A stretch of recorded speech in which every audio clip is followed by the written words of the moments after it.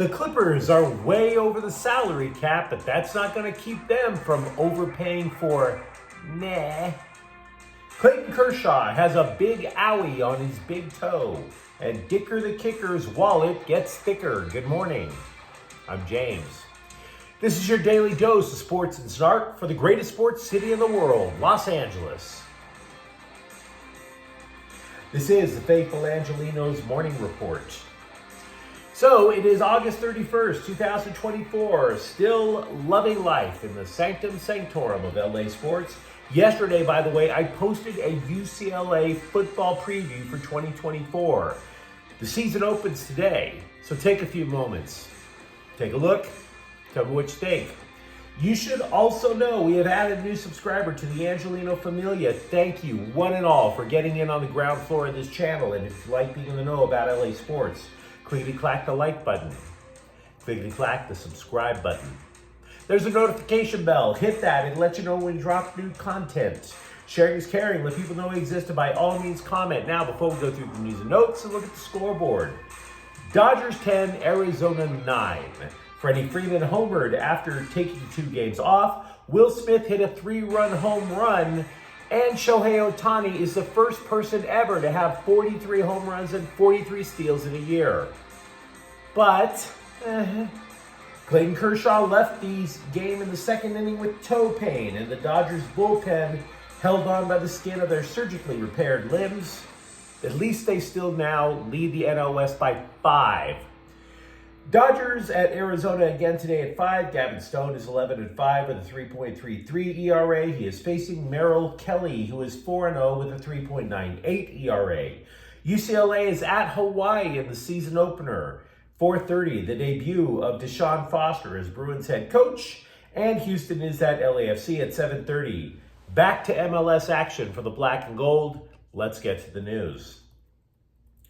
You know, ever since the NBA bullied the players' union into the latest collective bargaining agreement, I've been railing against the evil second apron because of how much it hampers teams, not just from trying to improve the roster, but from filling out a roster. It is extremely restrictive.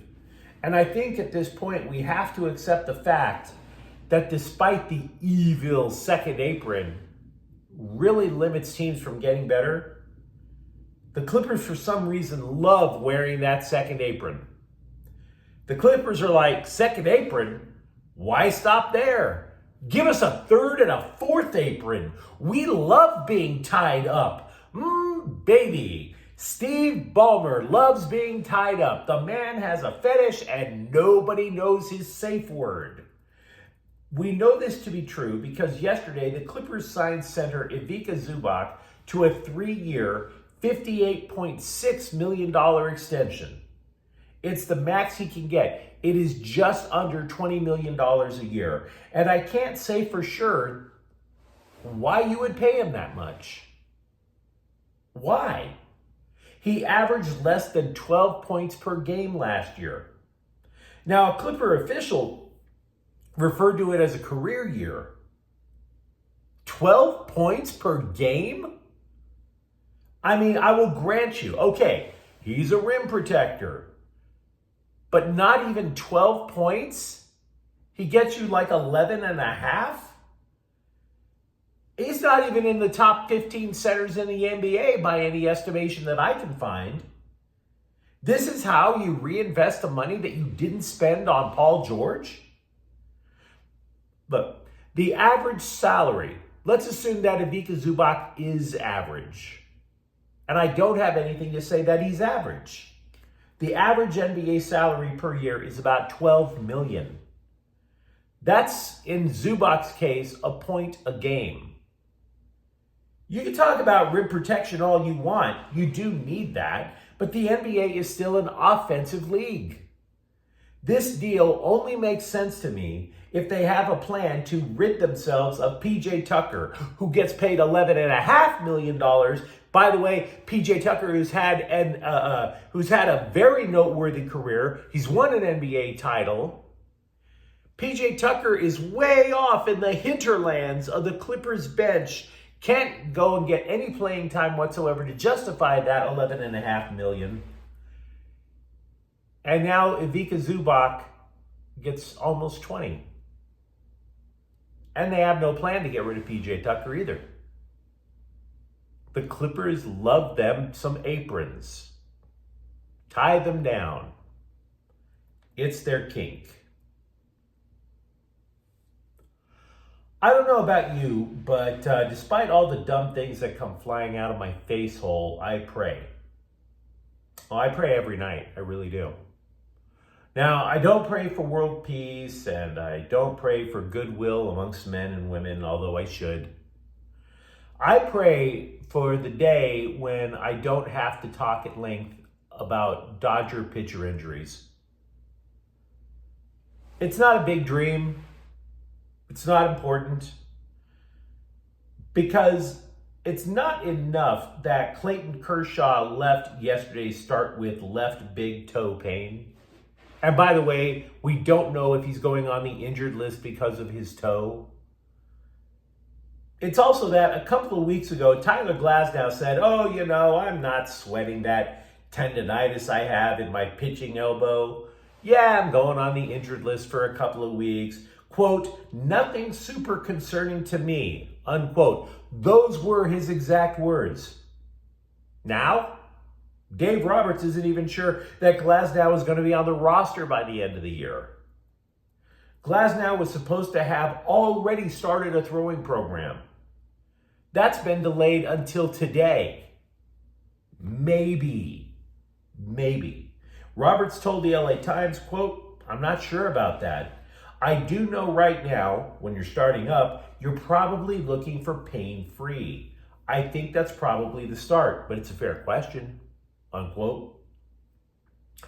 What's especially bothersome is we already knew that Glasnow has a checkered injury history.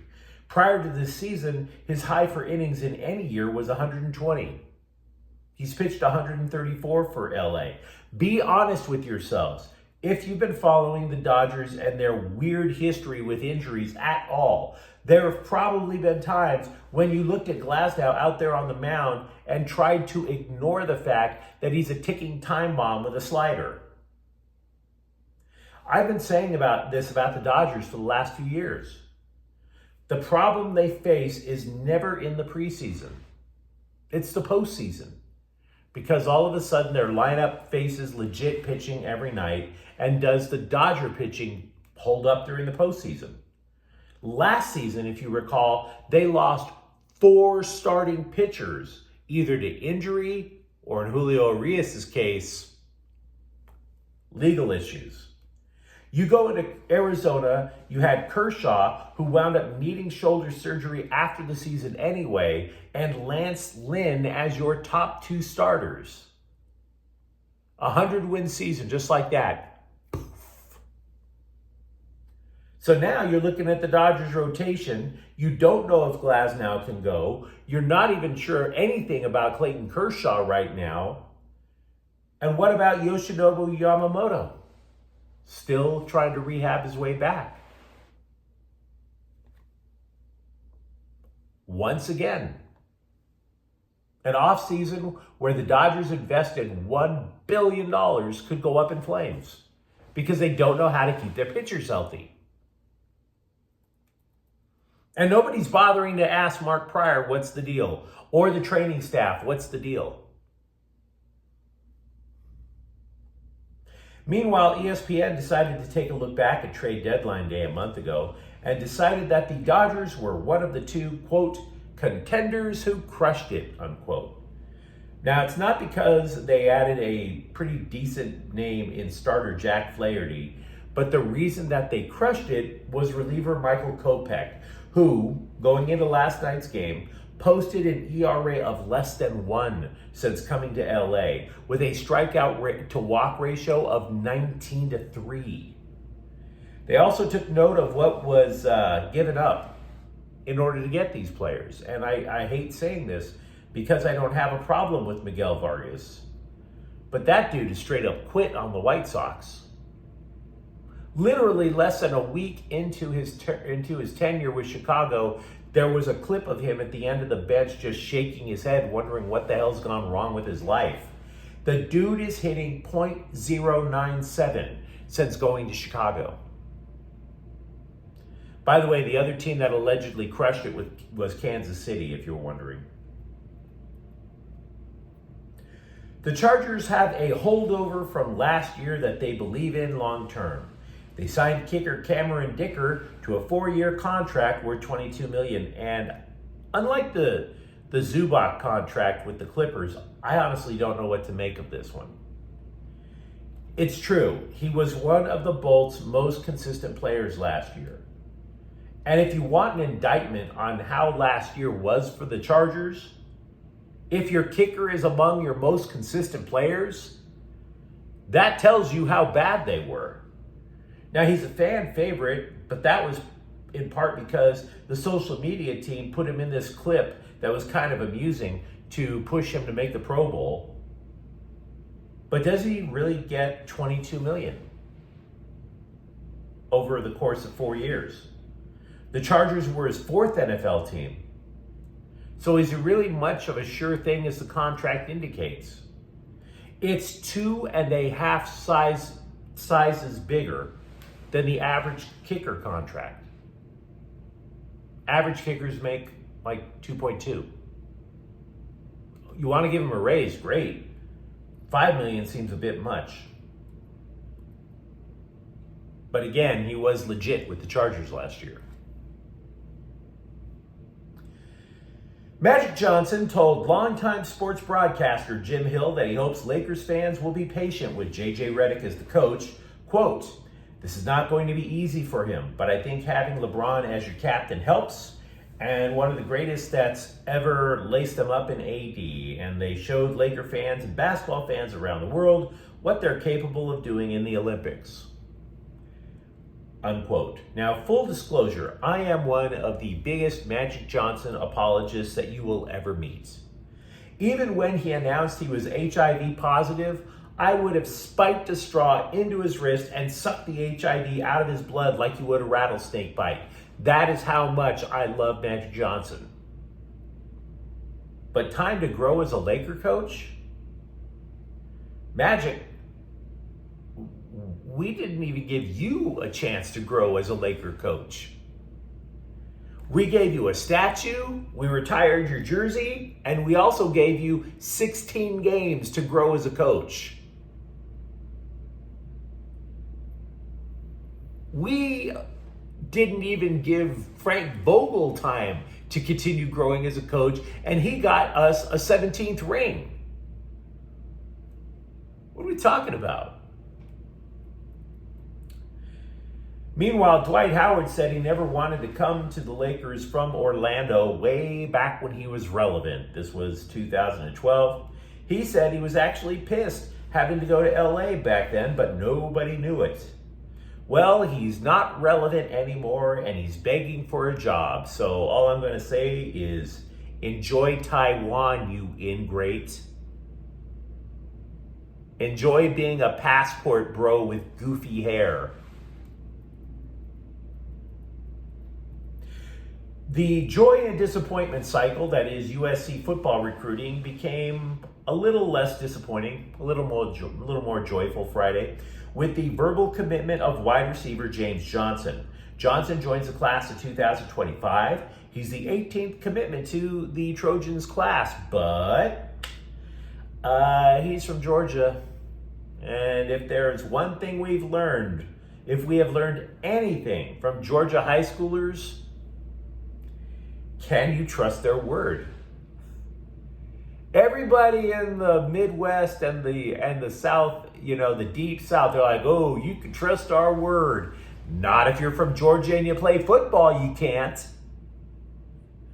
Now, if he stays, the Trojans coaching staff is said to be intrigued by Johnson because the guy is so versatile. He might wind up in the defensive backfield instead of playing wide receiver. Meanwhile, the Trojans are in Nevada for their season opener, and they are aware that an LSU offensive lineman said they were prepared for a fist fight in the season opener. Now, for what it's worth, Trojans defensive end Jamil Muhammad said that all the work that they've put in whether it's in the weight room, whether it's in implementing coordinator Danton Lynn's new scheme. They recognize that nobody is going to have faith in the USC defense until people see it for themselves. Muhammad told the LA Times, quote, "You got to realize until you have another chance to show what you're working on or how much better you've gotten, what you did and what everybody saw is going to be on their minds until you change it," unquote. Which is fair.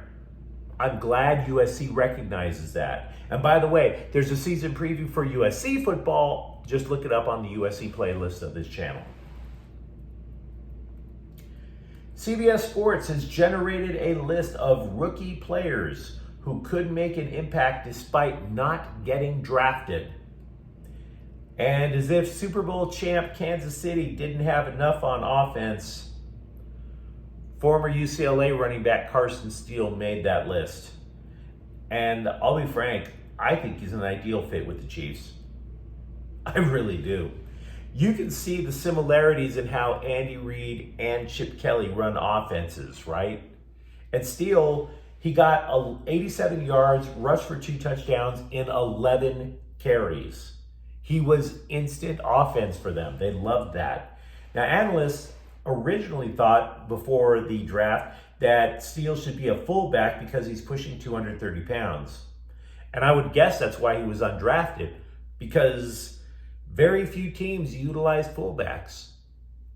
So Steele was snubbed in the draft, but it wouldn't be too surprising to see this work out.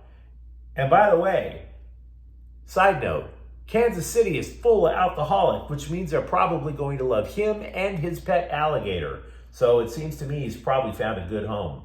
But you let me know what you think of the comments thread. Talk to me about the Clippers signing Ivica Zubac to a deal of almost $20 million a year. Are you concerned about Clayton Kershaw and his big toe? And if you enjoyed the content, don't forget to subscribe to Faithful Angelenos. We're talking LA sports here almost every day. Thank you for watching. I'm James. We'll be back tomorrow. Faithful Angelenos is a Kian Cortel Queso production. Take care.